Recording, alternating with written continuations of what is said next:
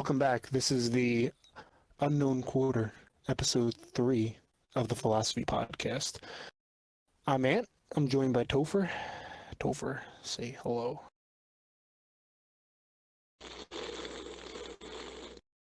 That's a signal that he's here. Okay. He only speaks in slurps now.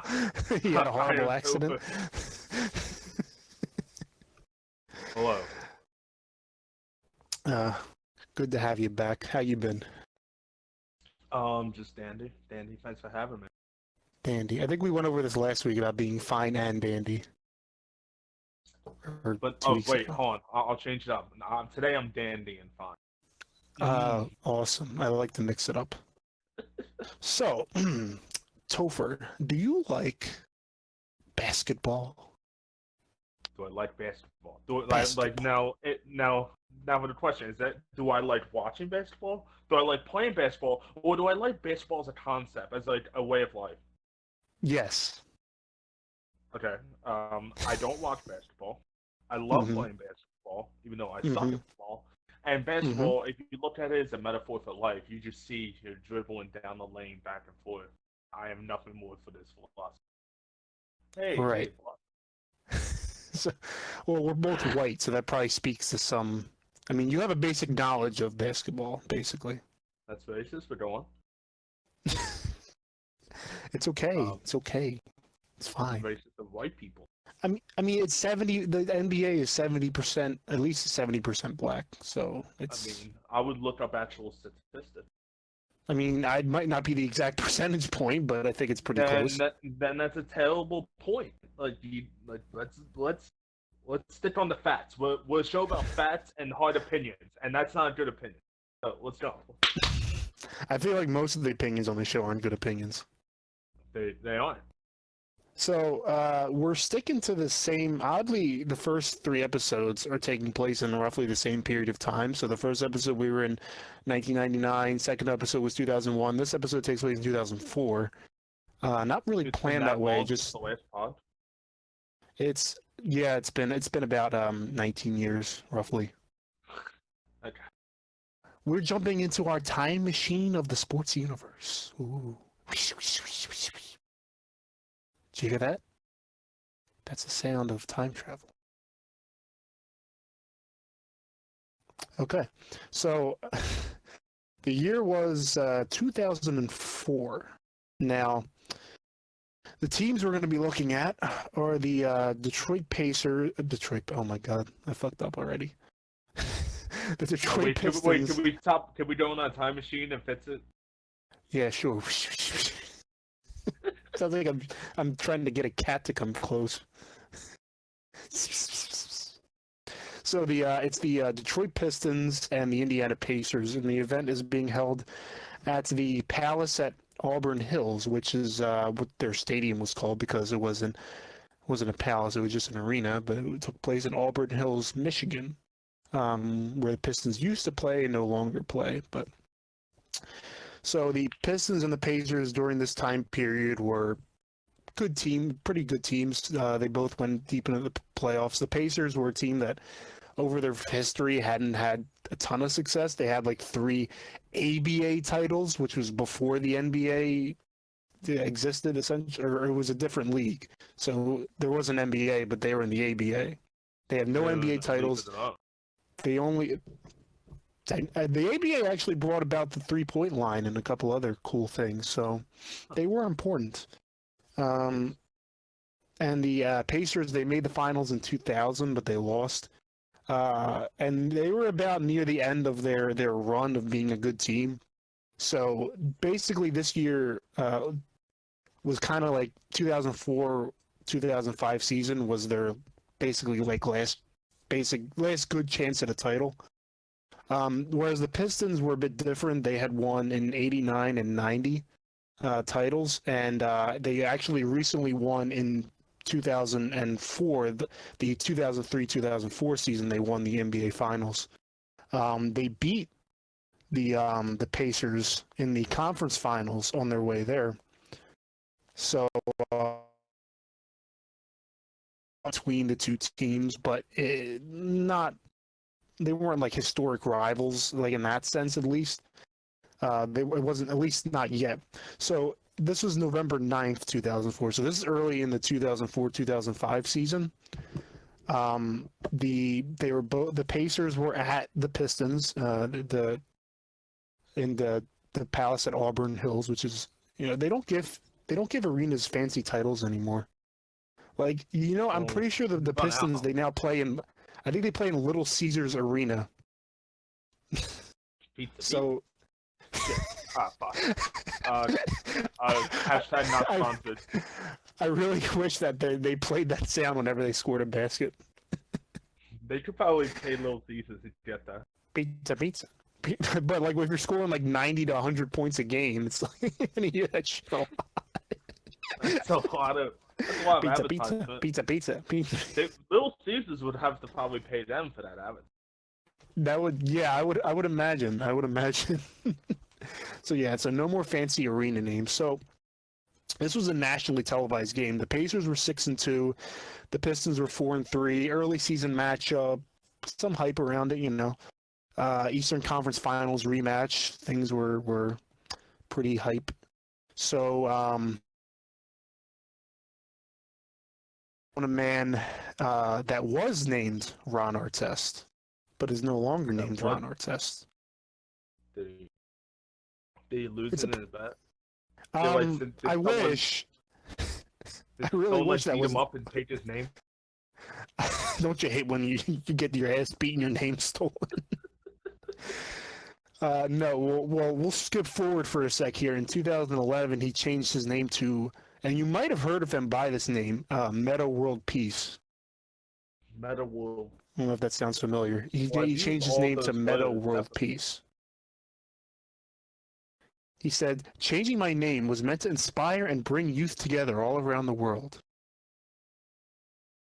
And his first name, Meta, is a traditional Buddhist word that means loving kindness and friendliness towards all.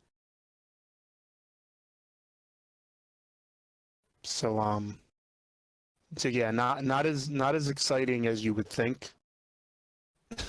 Yeah. For a name like that, but at this point in 2004, his name's Ron Artest, so we'll refer to him as that. He was a 6'7", 260-pound small forward who played for the Pacers. Got some technical difficulties going on here, guys. You can hear me, dog.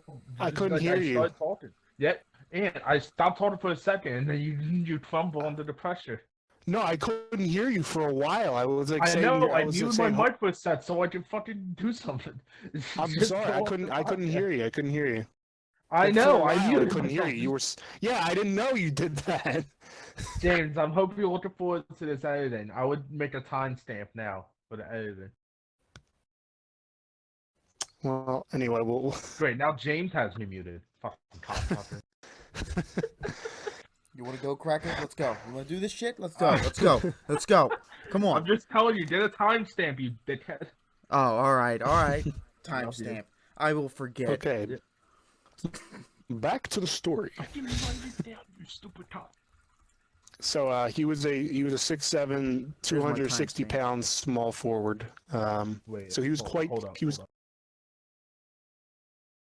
Okay, you ready? All right, now. So he was so Ron Artest, as he was known for now, was a 6'7", 260-pound small forward. So he was quite the large gentleman, but on the basketball court, that's like average size, essentially. Yeah. Late over 6 foot. So basically, we don't really give a shit about the game itself, right? I don't really care. I'm not gonna describe to you like back and forth, high scoring. Fuck that. We're all the way to 45 seconds left in the fourth quarter when the Pistons were leading 97-82, and in basketball, with that little time left and that big of a lead, game's pretty much over. You have it in hand.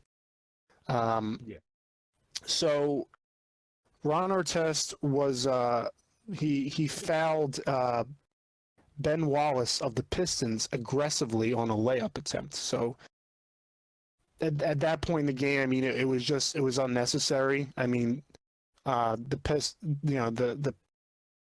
was just kind of an unnecessary foul. He like slapped him across the back of the head.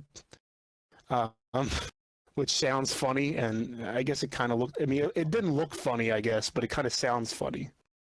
And swap to the back of the head. Whoppity-dop. Now Wallace didn't enjoy that. He wasn't very happy with that, so he decided that he would shove Artest back. So give him a little shove, and then both teams quickly piled in and separated each other.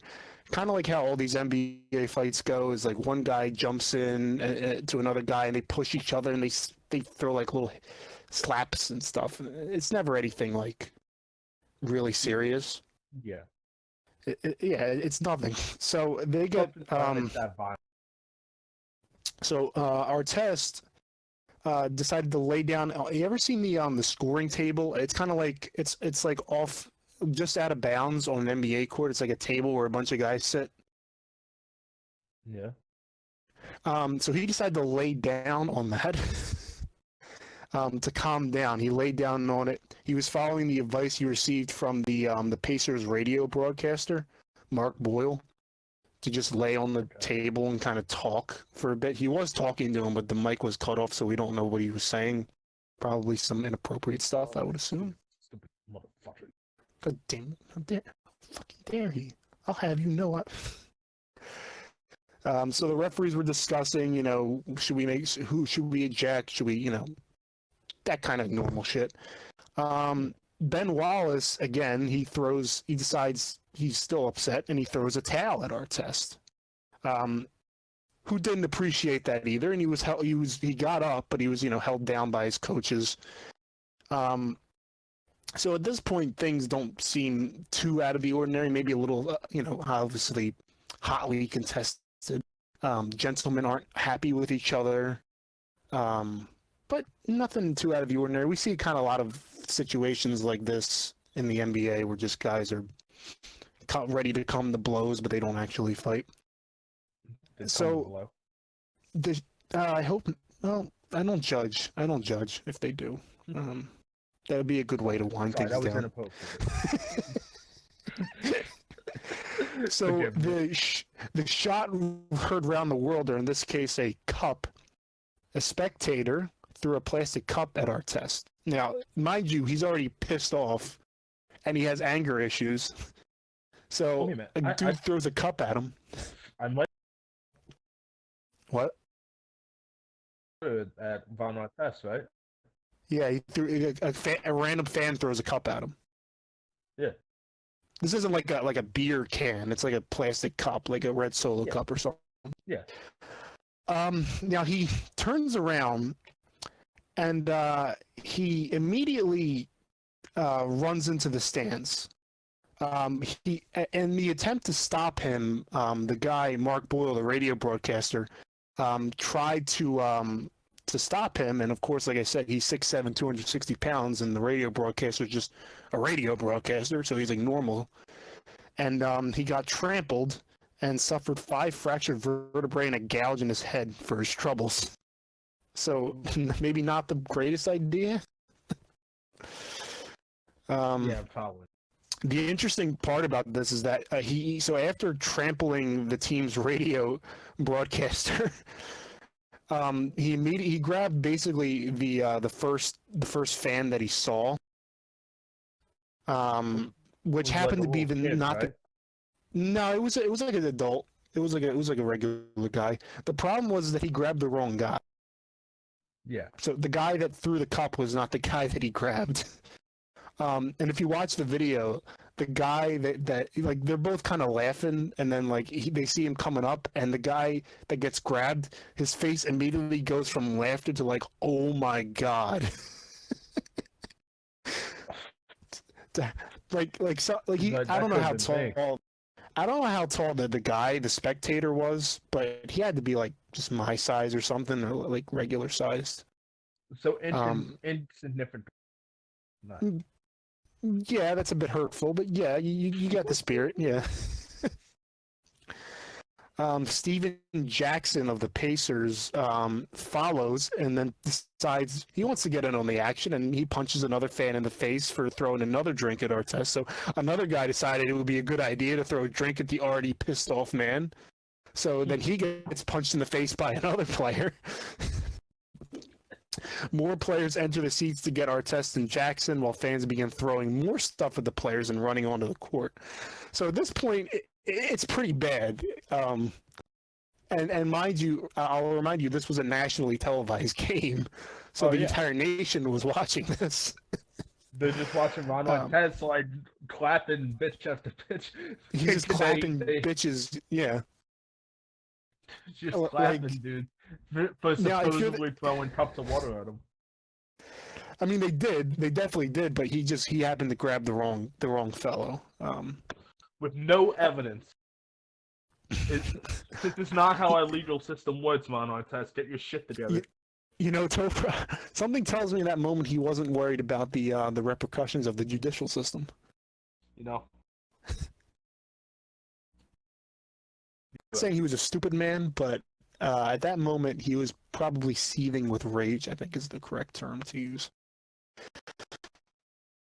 So Artest got back onto the courts, where he was confronted by two more fans. And again, why anybody would want to go up to him at this point is amazing, but they did. One of whom he, unsurprisingly, punched. There was a lot of punching going on. It's like, shit, I'm already 2 in the hole. There was two of them. The other one that didn't get punched tried to intervene, and both of them fell over. When one of the fans got up, I think it was the guy that originally got punched.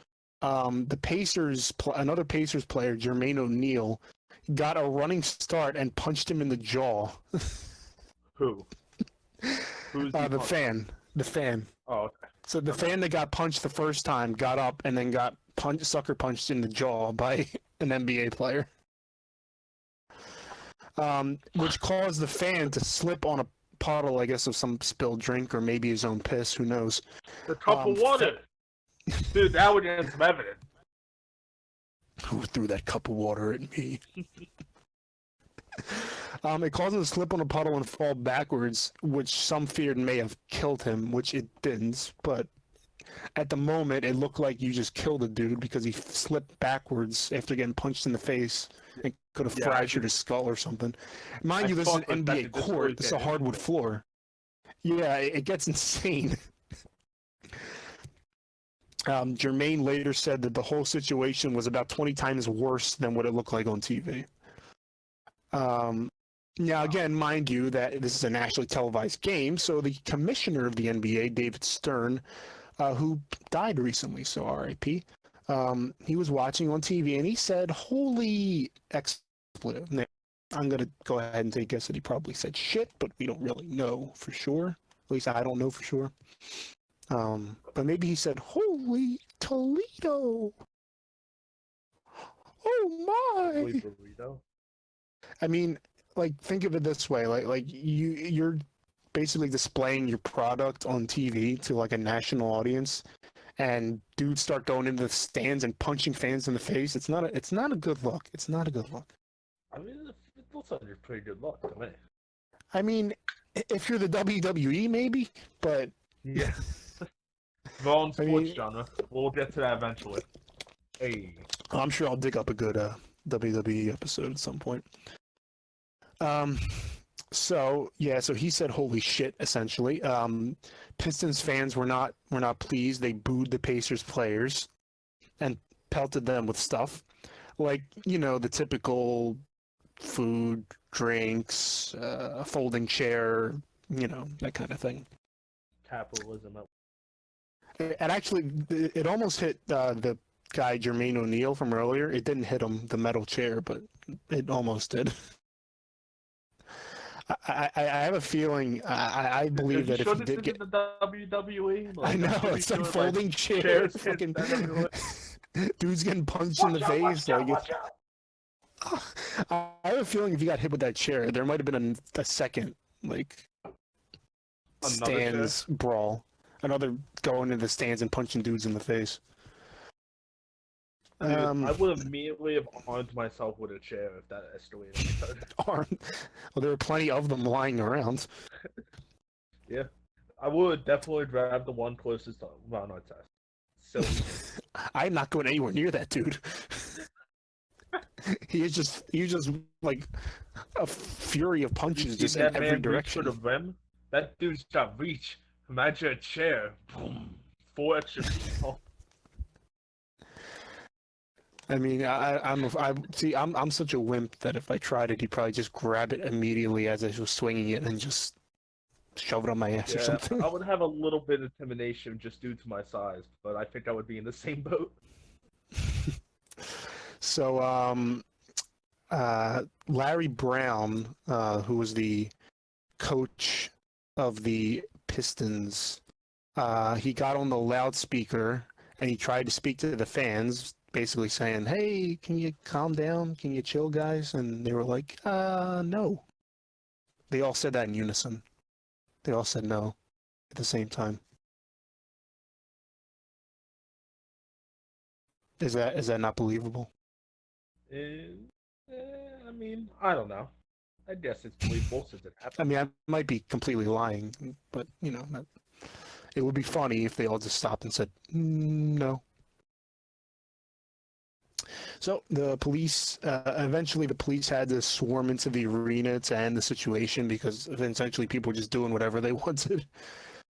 In the locker room, Ron Artest asked Steven Jackson if he thought, this is what he said, if he thought the players would get in trouble. To which Jackson responded, "Trouble? Wait, he sounded, are you serious? Trouble? We'll be lucky if we have a freaking job." And from that, you can kind of conclude that Artest was not right in the mind in that situation because he just punched several fans in the face. I don't know how you could not think that you're going to get some sort of hefty punishment after this. I mean, Yeah, I'm pretty like a sure, normal even dude. if like you weren't, even if you weren't like in like the NBA or whatever, like, Yeah. it's assault. Yeah, Basically. you would get. I mean, yeah, sure. If somebody threw a drink on you randomly in public, you probably would have some right to kick their ass. But eventually, like, you'd probably go overboard and face some punishment yourself. I mean, especially if you were doing it while you're at your job, which Yeah. he was technically, in uniform and everything. He was in uniform. So did in that in my total, in total, 9 spectators were injured and 2 were taken to the hospital. No deaths or anything. Would have been, yeah, damn it, shit. We have yet to have a fatality during this pod, but I can't rule it out that we won't have one in the future. Hopefully, it's one of us. Topher, hello? Are you? Uh-oh. Ah! He's fucking dead. So, in the end, the NBA suspended 9 players in total, a combined 146 games, 137 for the Pacers and 9 for the Pistons players. Artest was especially harshly punished, as you can imagine, because he punched many people. He missed the remainder of the season, which, mind you, this is in November. So there was 73 more regular season games to go, Holy shit. including 13 playoff games that the Pacers would eventually play. And of course, they didn't end up winning that year. Artest lost almost $5 million in salary, and the combined suspended player total of salary loss was around $11 million. Which I didn't bother to do the inflation math because I'm sure it's probably gone up in the last 16 years. But it's still a hefty sum of money, to say the least. So yeah, I mean, a huge chunk of the Pacers lost a huge chunk of their team and good players. I mean, Artest was a good player at that time. Everybody that got suspended there, I mean, they're all important players. So it ended up hurting them. The Pistons and Pacers next game was on December 25th, which was won by the Pistons, and sadly no fights. It was Christmas Day, and they were celebrating Jesus. True story. Dude, everyone's forgetting about Satan, who rose out of the chimneys to help you. Yes, he rose again from the chimneys to give Easter eggs to all the good boys and girls. So, the Pistons and Pacers did meet in the 2005 playoffs in the second round. Nothing notable really happened, sadly. The Pistons won, but they eventually lost to the Spurs in the finals. Many Pacers players believe that the suspensions cost them a chance at the title, which is probably pretty accurate. Fun fact, the Pacers had this like veteran, Reggie Miller, on the team. He was like this excellent three-point shooter. Didn't win it. I think he's in the Hall of Fame. He's a very, very good player, but this was probably like his last chance at a title on the Pacers, and all the Pacers had to do was not get into a massive brawl, and their chances of winning would have been very good, but nope. Of course, that happened. And It happened to be one of the biggest brawls in NBA history, and one that included the fans, and their chances at a title were pretty much done. Because again, they lost Artest for the remainder of the season, so he wasn't coming back at all.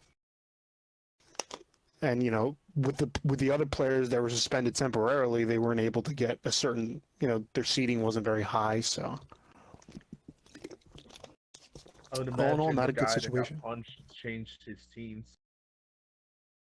Oh no! Yeah, Would you still, if you were like, if you got punched in the face by like Carson Wentz, would you still like to leave? Yeah.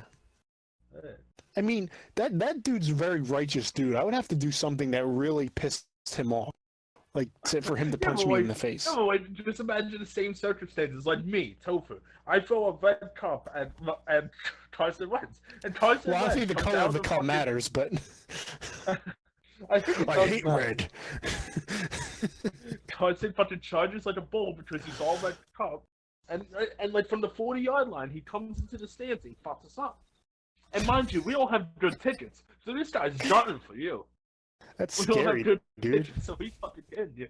And you'll still be like, but I feel like you would be more like amazed by the set of circumstances and just be like, man, I was tackled by Carson Wentz. Dude, This if he is went through awesome." all that effort to just kick my ass, I'd respect him more probably.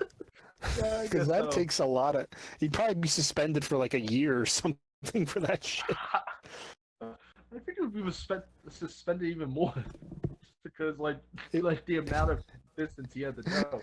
You had to choose the most like righteous religious dude in the NFL. Dude, he's righteous. He believes in justice, and he wants justice for himself. He was falsely hit by his red cup for no reason. Alright, what the fuck were we talking about? Let's go on. So interestingly, if we flash back to earlier, so one of the dudes that confronted Artest and he punched him in the face on the court, and the dude that also got running punched in the face in the jaw, was a guy that was not real. I think he was either banned from the arena or like he was notorious because he was bragging about how he wanted to fight an NBA player so he could receive compensation. So there probably was a reason why he confronted Artest on the court, because he was like, now's my chance. I'm not sure if he did receive financial compensation, but I don't know if it was worth it. They probably kept it off the table since he probably didn't go to court about it because they probably deemed him legitimate. I would imagine that there's better ways of making money than getting sucker punched by a man that's much larger than you. Just I mean, an for the idea. right price, I would let it happen. Yeah, but I mean, you also got to go through like legal bullshit too, you know? I feel like it would just be If you easier to don't, if invent you just something. get offered a check. Be like, I take you back. You take me backstage. You offer me an amount. I'm like, I mean, it's better than 20 years of dealing with fucking legal shit. With like, You also five, have to one like lawyer. make sure you're in the right place at the right time for something like this to happen, because this shit never happens in the NBA. I mean, they've had like incidents where fans have like said some mean shit to players, but like nothing like this bad since. So obviously you can imagine that the NBA decided to update the rules a little bit after something like this. Because nationally televising a gigantic brawl will absolutely make you say, maybe we gotta fix some stuff. especially when the commissioner's watching. So, the rule changes.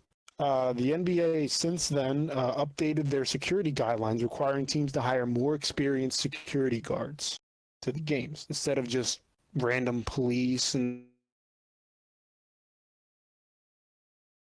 Oh yeah, instead of like a trained officer, we get like Well, actual trained people. I mean, I think there weren't that many officers in the building that night either, I believe. But like, even then, like, I mean, you can just have like a fat cop just chilling there, you know, and then let's see, throw his donut at somebody. You really don't say.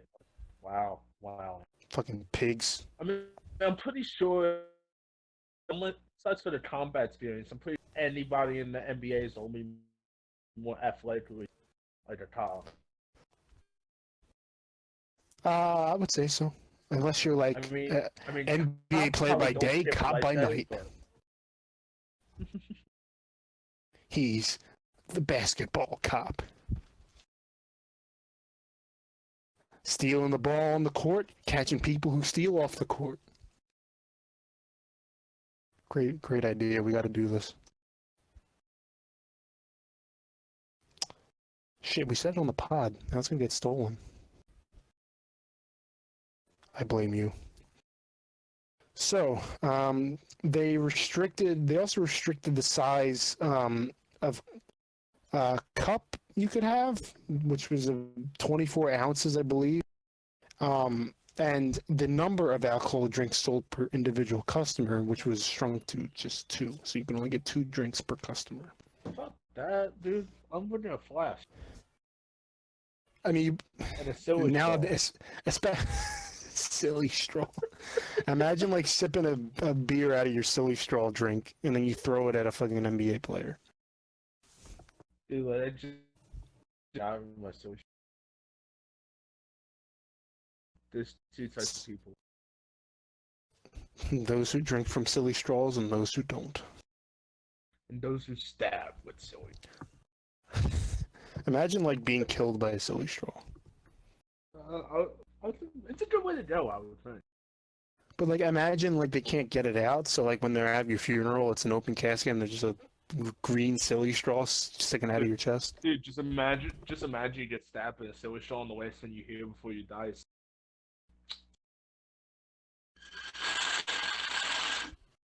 Is this like Dracula? Yes. He drinks your blood I with a want silly to straw. suck your blood, But fun. And alcohol sales were also banned during the 4th quarter, which surprisingly, I'm surprised that wasn't already a thing by 2004. But it wasn't.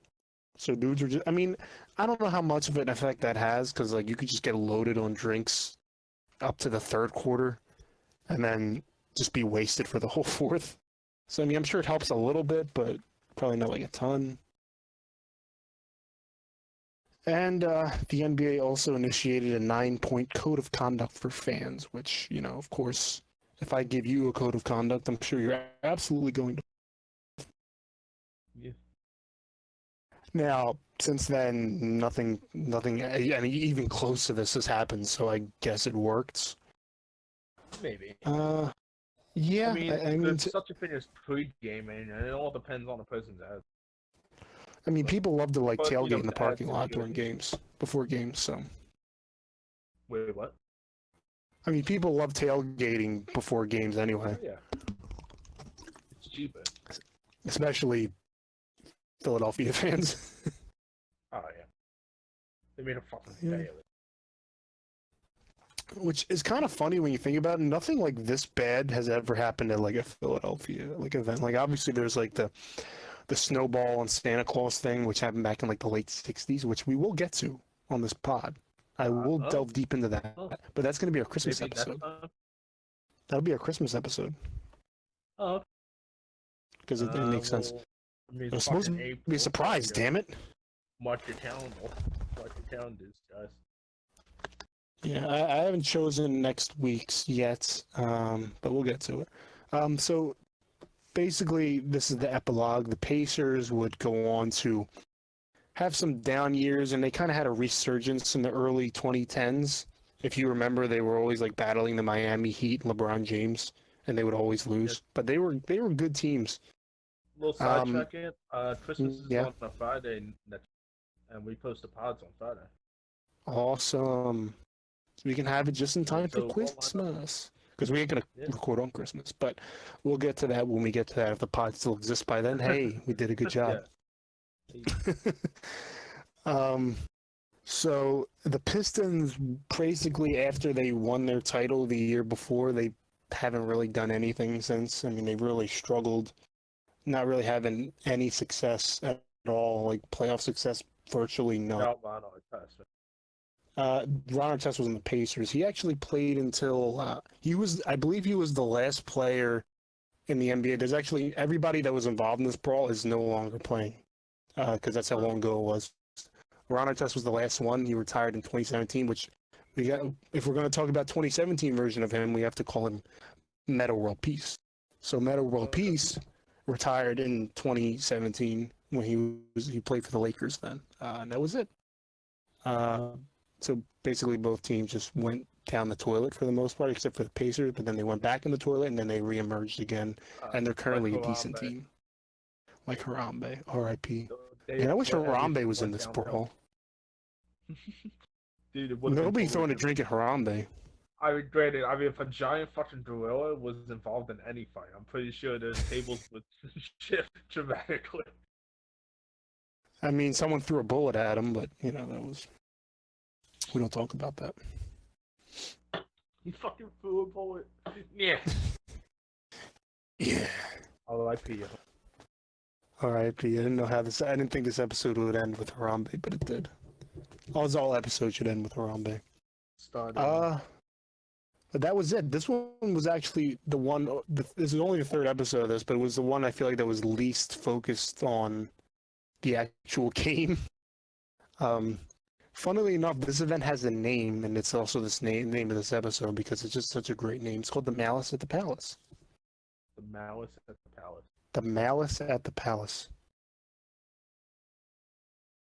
Because it took place at the Palace at Auburn Hills, which is the name of the stadium, and there was a malice. Malice means there was a lot of anger. I understood the word play. Malice, yeah, Malice. Yeah, it's clever. It's pretty well known, but I get it. I mean, yeah, like I said, there's video of this whole event that I highly encourage you to check out whenever you get the chance because it's just so great.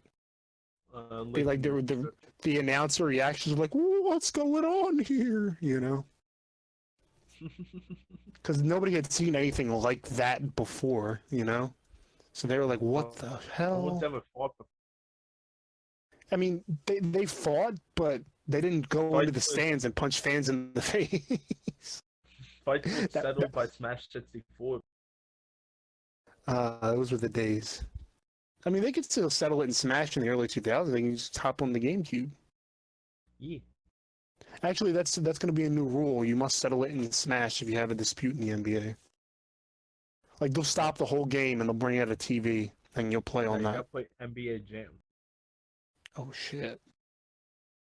That's tight, bro. That's fucking epic. That's badass. So our first non-football pro basketball episode. Not sure what next episode will be. It could be any sport. It could be any sport. And I'm going to try to move on from this era of the early 2000s to maybe one where we weren't alive yet.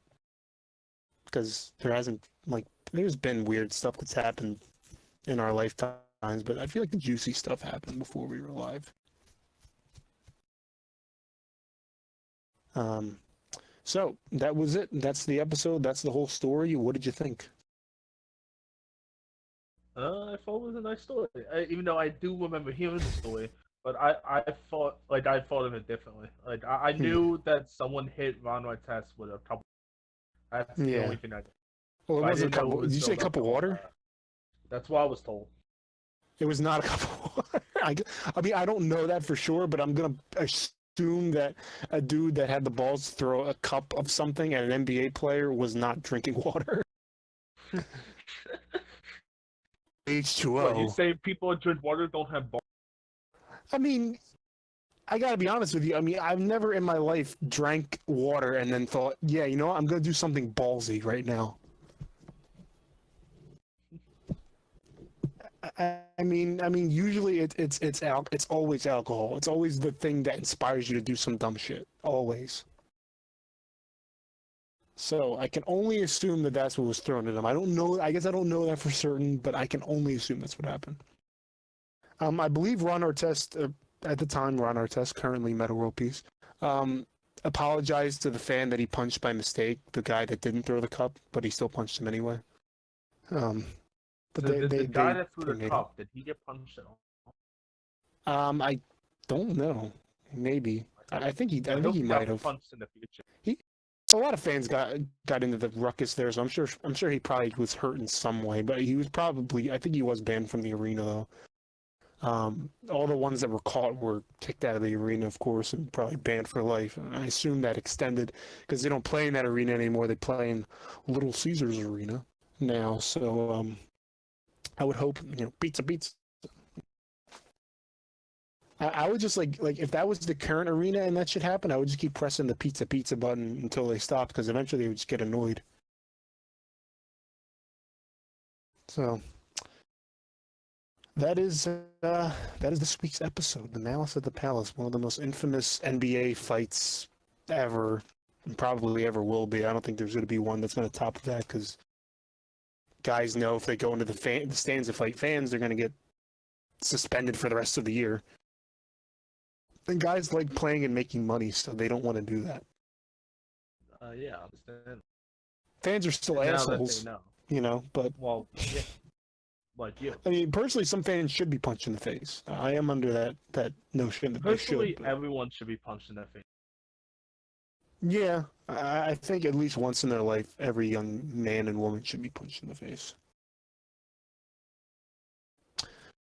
Great way to end it off. I'm Ant. This is Topher. This is the Unknown Quarter, episode 3. We'll be back 2 weeks with the next episode. This is a bi-weekly pod, of course. So we'll see you then. Thanks for tuning in. Make sure to like, comment, subscribe. Check out the other mini pod episodes, the right tracks, as well as our main pod, which is just the philosophy pod. With new episodes of that every week. We have on social media at Philosophy Pod and on Facebook. Philosophy Podcast on Facebook. Follow us there, share the social media, please, so we can keep making episodes like this for the good peoples, just like you, for your good ears, for your good, clean ears that aren't filled with fucking wax right now, you dirty bitch. Wow. So we can keep our editor paid, so we can keep making. Thank you very much for watching. For just one sub a day, you can feed our editor, James. And maybe visit our Patreon. You guys are trash, you know that? Do we have that? Yeah. Okay.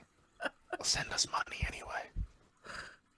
Send money to James's house. James's house, North Carolina. I need it. It's located at the Elm Street. Give me the money. James, insert a truck noise.